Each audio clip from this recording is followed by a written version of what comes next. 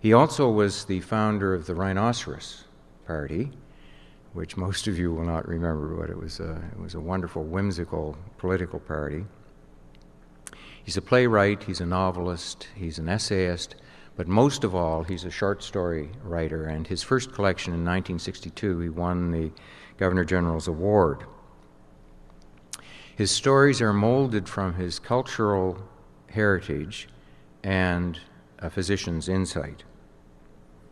Ferron's tales often derive from folk tales, oral stories that combine magical and the commonplace. He transforms the folk tale from a spoken into a written art and broadens its relevance and its appeal, just as Dr. Parasir takes the key question that she asks her patient and his answer and broadens its relevance and appeal into her award-winning story of therapeutic interconnectivity. It's a wonderful story, Throw Me a Line. You'll find in Ferron's tales contradictory elements of pathos and humor, blunt down-to-earthness and unrestrained fantasy. These elements combine to disconcert and delight. Dr. Adette, in her award-winning story, I'm going to try it, Jacques, Le Pouvoir de l'Écoute. Fairly close? In this story, Dr. Adette, as you've heard, needs to connect with her resident who is not patient-centered. And she's at risk of failing her exam. Well, she's at risk of failing her rotation and also her exam. So this is a critical moment. And then Dr. Adette does a wonderful thing. She finds the resident's story, basically. And the one little thing that she finds that's so wonderful is that she enjoyed fishing with her father. And then Dr. Adette, using metaphorical, what I like to think of as metaphorical fantasy, she teaches the resident that the patient's concern becomes fish that the resident must catch. And this has a delightful and a very practical outcome. The resident passes the rotation, she passes their exams, and as you all have heard, she tells Dr. Adette, when I went into the 5 rooms, I caught every one of the patient's fish. So this, as Rob has pointed out, there's a bit of a fishing theme here. This is one of my son-in-laws, Jamie Surratt, and I connect with him on a number of levels, but fishing is certainly one of them, salmon fishing. This is the River Phillip in Cumberland County in Nova Scotia 2 weeks ago, and he caught this 14-pound. I was corrected. Our technologist here is also a commercial fisherman, and when I showed her this picture, she said, that's a 15-pound salmon, which Jamie will be glad to hear. Anyhow, you can see his wonderful control over the fish, and he released it several seconds later, and it continued the great life cycle up the river. So let's get back out of the river and into Dr. Ferron's story. He uses a traditional pattern in his stories, often an enigmatic beginning, a repetitious refrain, and a stereotypical ending. And Mrs. Doko, who is a fourth-year medical student at Western, in her award-winning story, Why Are You Here Today to See the Doctor, uses this traditional pattern in her very effective knock-knock or talk-talk in French. And this is one of Ferron's techniques. And so all of our award winners are using Ferron's techniques, some of them knowingly perhaps, but they're all using these wonderful techniques that Ferron has established, and they're using them very effectively. Cadeau is the third story in a brand new collection of Ferron's stories.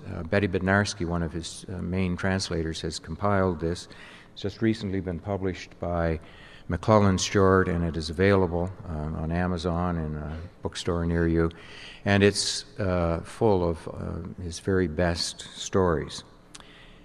Cadeau is from the country. He moves to the city. He abandons his name.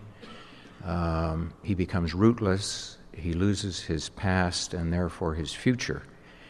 In medicine, we're taught deductive reasoning. We get a bunch of facts and we reduce it down to a diagnosis.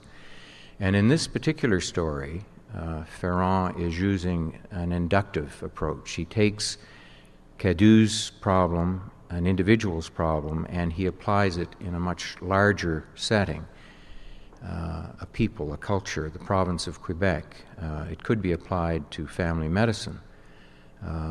If we become rootless and lose our past, are we at risk of losing our future or losing our way? And so Ferrand shows us problems with fresh eyes, and he does it with a story. Now, there are many other instructive stories in this collection, and I'll just mention some of my favorites. Little William teaches us about delivery positions, the lithotomy position, the Sims position. One is traditionally French, one is traditionally English. He tells us about how midwives and doctors can relate. And there's some wonderful passages about that relation from Ferrand's perspective, but he also represents the midwife very well. The Grey Dog is another marvelous story, and in it we learn about collaborative care, distributive responsibility, change, power, the decline of power, and how this is symbolically represented.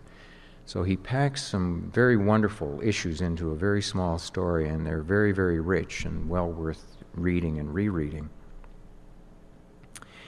The Empty Nest is this theme in the Parakeet, and it contains a wonderful, loving, grumpy refrain delivered by the wife, and this is the same as the knock-knock thing. This refrain goes through the story.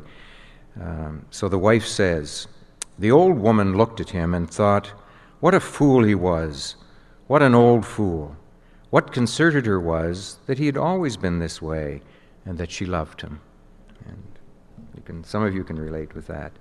L'ami Carême deals with the question of what do you do at a home delivery? How do you explain in a home delivery the mother's cries to the children who are in the room next door? And L'ami Carême is the vehicle for this explanation. And I think, I'm not sure this is widespread. The Acadians don't know about L'ami Carême, or at least the ones in the Western Shore in Nova Scotia don't. But she's a witch-like character who flies into the delivery room at the time of the delivery and begins to beat the mother with her broom, and hence the anguished cries. And then the midwife gets her stick and she beats L'ami Carême. And in L'ami Carême's hurry to get out of the room, guess what? She leaves this little baby. And so that is the explanation. The narrator of the story, the oldest child, a boy, the Nipper, concludes the story by saying, "My father bent over the tiny bundle. When he stood up, he looked happier and younger than I'd ever seen him. The herring scales glistened on his arms. He rubbed his hands, stomped his feet in his big boots, and I thought to myself, I, the Nipper, that L'ami Carême ought rightly to have beaten him." And so the Nipper has made the reality connection, and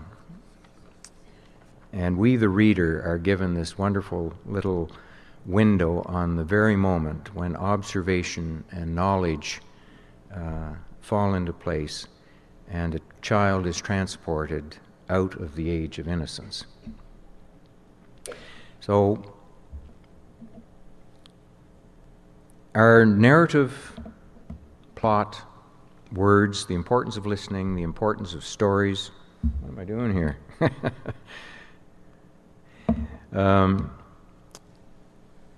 Importance of stories and their value in the effective relationship between patients and doctors, vital in the practice of medicine. So that's the key question that we have to think about, I think, today and maybe tomorrow and on. I had a patient who was in his mid-50s, and he had a crisis of purpose. And so I said to him, I want you to come back in a week's time, and I want you to tell me about your very first memories. And so in chronological order, he moved his memories forward in 15-minute weekly sessions. And by the 6th session, he got in touch with his own story. He had reconnected with it, and he had rediscovered himself. And that's the power of the story is there. Pellucid. Pellucid means admitting the maximum passage of light without distortion. So something becomes very clear and true if it's pellucid. And it also means, a secondary meaning is, it's something that is easy to understand. If we listen to our patients' stories carefully and ask probing, discerning questions, the narrative and plot will become clear, and we will understand the pellucid moment.